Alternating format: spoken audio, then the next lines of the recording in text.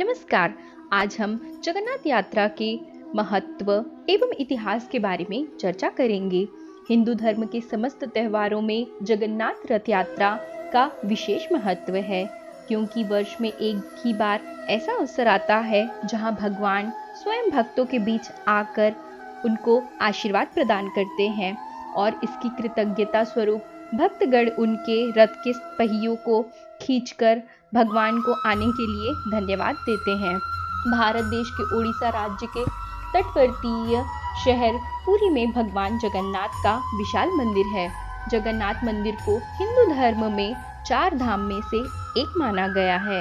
यहाँ हर वर्ष भगवान जगन्नाथ की भव्य रथ यात्रा निकलती है, जो भारत ही नहीं वरन विश्व प्रसिद्ध है। जगन्नाथपुरी को मुख्यतः पुरी के नाम से जाना जाता है। भगवान जगन्नाथ को कृष्ण का अवतार माना गया है, जिनकी महिमा का उल्लेख धार्मिक ग्रंथों एवं पुराणों में भी किया गया है।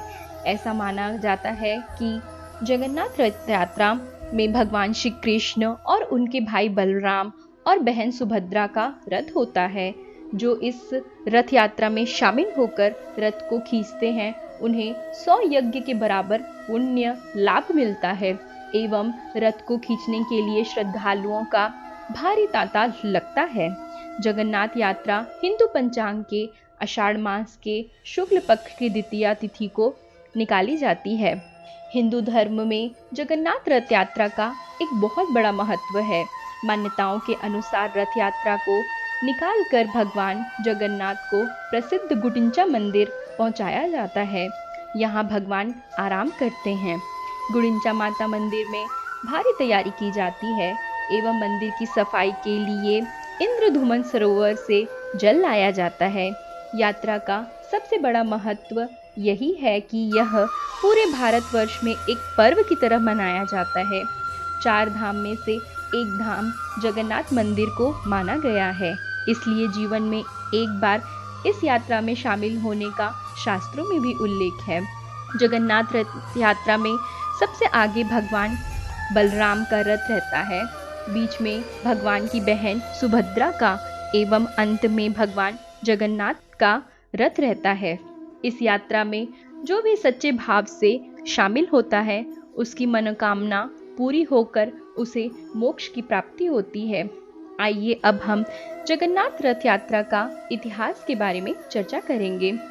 रथ यात्रा को लेकर कई तरह की मान्यताएं एवं इतिहास है।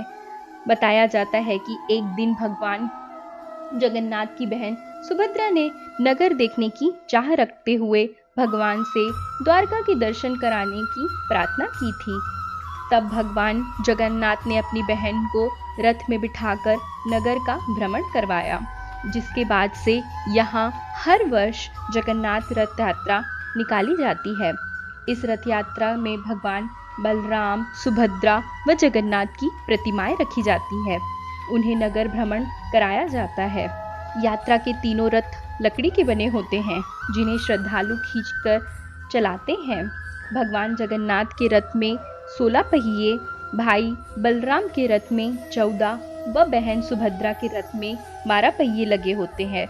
यात्रा का वर्णन स्कंदन पुराण, नारद पुराण, पद्म पुराण एवं ब्रह्म पुराण आदि में मिलता है, इसलिए यह यात्रा हिंदू धर्म में काफी खास है।